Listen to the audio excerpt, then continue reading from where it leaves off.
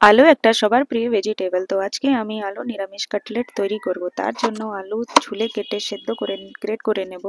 Great করা আলুতে 2 চামচ কর্নফ্লাওয়ার, 2 চামচ ময়দা, লবণ, জিরে গুঁড়ি, ধনে গুঁড়ি, লঙ্কার গুঁড়ি দিয়ে ভালো করে মাখিয়ে নেব।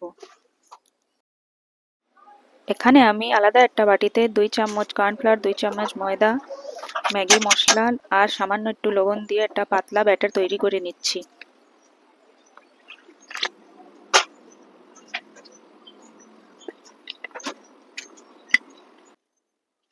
এখন আমি সেমাই নেব আর এই সেমাইটাকে ভালো করে গুঁড়ি গুঁড়ি করে নেব।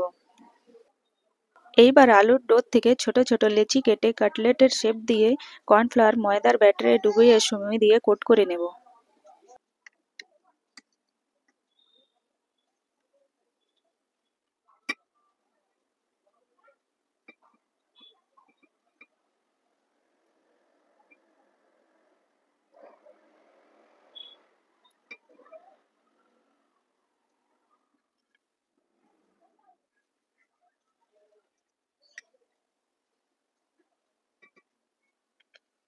তো এখানে আমার সব কাটলেট তৈরি হয়ে গেছে। এবার এইগুলোকে ভালো করে ডিপ ফ্রাই করে নেব।